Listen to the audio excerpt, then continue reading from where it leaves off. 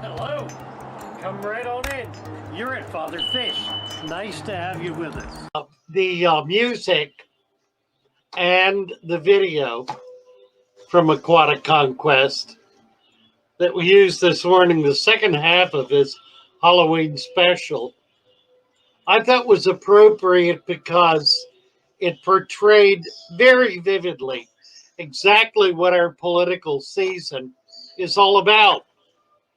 It is good versus evil. It is the dark versus the light. The dark, of course, is the music. The light is the fish. Now, let me ask a question.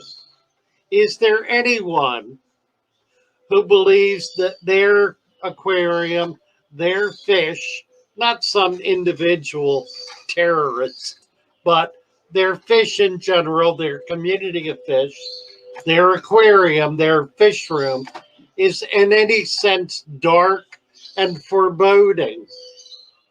Maybe at night when you go out with lights off, but I don't mean that. I mean in the sense of being, wrong, being evil, if you will, being sinful, if you will, being undesirable. Not at all. Not at all. Fish are the very essence of light. That's why we do it. That's why we keep fish, to bring light and life into our lives. Fish. It's the perfect analogy, particularly when it's juxtaposed to the music that Aquatic Conquest used. It's just amazing, isn't it? I thought it was fun, and I thought it was just really very appropriate. No matter what side you're on, it's appropriate because each side believes the other to be the very essence of evil. It's true, and you know it's true. And they say it. All of the candidates say it. We all say it. We are pitted against each other in dark versus light. Each side believing it is the light and that the other is the darkness. How terrible. How utterly terrible. What brought us to this place? What indeed brought us to this place? Let me deviate a bit. On the eve of our election, let me deviate. And as much as I have strong feelings and do have a dog in this fight, let me not stand for one side or the other. But let me simply ask us all to stand astride, or to stand back, even better, to stand back and look, to look and see what it is we're really encountering it and how we got here. It's almost impossible to talk about it without taking sides, because all of our thinking is wrapped up in good versus evil, wrapped up in justifying one side over the other. Whether we do it microcosmically on the local smallest level or macrocosmically on the largest level, we remain stuck in the same struggle. I realize that Eastern thought does not adhere to this this yin-yang kind of struggle that they choose, rather the Buddha chooses a middle way, a golden path. Even Plato talks about the golden mean. I don't know what in the world keeps popping up here, but I wish it would stop. What is the golden mean? What is the middle way? Yes. Hello there. Well, I need to shut that off. There.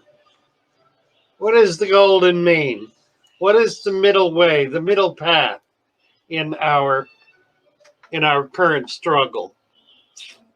Well, here's the difficulty. Let's look at it not from an Eastern perspective, because we're not an Eastern culture. We're a Western culture. And we have a different mindset, a different culture, a different way of thinking, a different language, a different way of even expressing ourselves. So let's look at it, if you will, for just a moment, from a Christian perspective. It's very difficult to do. It's extremely difficult to do without taking sides. And I think ultimately, we must choose. And that's really the message of Christianity, to choose one path or another, and to not try to straddle both. Jesus talks against that time and time again. He wants us to commit to one way or the other, one path or the other. Where are you going? What are you headed down? Pick one and go down it. And that's very much the way we think as Westerners. So it does pit us against each other. And we are indeed pitted against each other. There are those of us, I see Alex in here, he's certainly one, who is of the same sentiment, perhaps of a greater degree than I. The sentiment to want to be able to pull these sides together and to make them one. I certainly want to be able to pull the people together. And that's perhaps why I do what I do here, in my own vain and weak attempt to bring people together who are otherwise not together. But I don't make any bones about the fact that I stand in one place and not the other.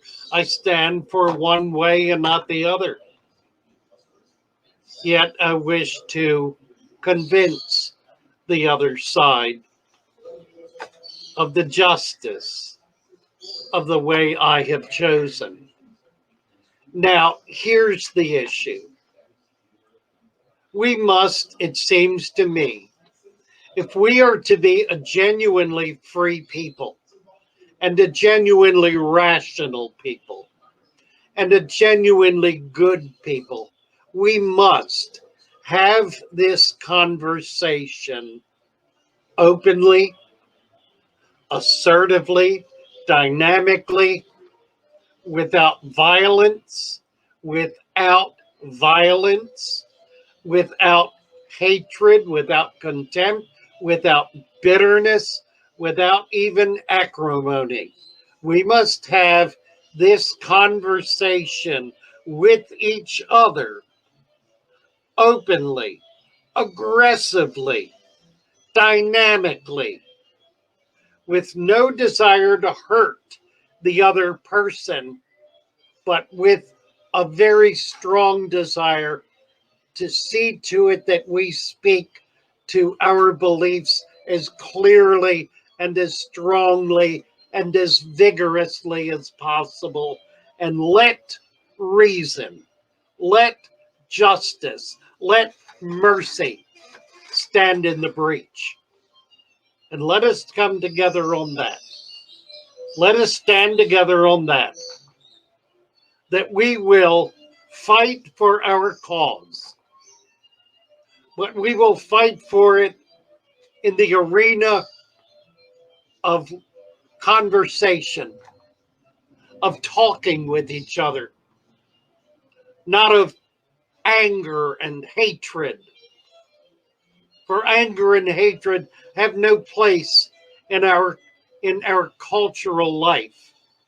They have no place. They are not justified. They are not reasonable. They are not acceptable from either side, from either direction. The violence from those foolish enough to believe that violence will succeed, they are wrong, and the violence must end. Whichever side it comes from, it must end. And it must end before we can even begin to talk. How can we talk when one side is brickbatting the other? How is that possible? It's not. So the violence must stop if we are to ever come together. Now, to the extent that there are those who do not want us to come together, who want there to be bitterness and acrimony and hatred and violence, those must be spurned. That attitude must be spurned, must be rejected, and must be given no quarter. Let it not have any power. When violence loses its power, those who use it lose their will to use it. After all, why put yourself in a position where you can be maimed and injured if there is no reward for acting in a way that is violent? Let there be no reward for violence. Let it not be given any ground, but rather let us come together and talk. Let's talk. Let's reason together. Let us think together as one people. Let us think together. And let us come together. And let us be finally, again, one people. If we are to be great, let it be that greatness that we stand together as one. So that's the end of my rant for this morning. Thank you all so very much. Well, I hope you found something you've never seen before. Have a great day. Nice to have you with us. Come on back.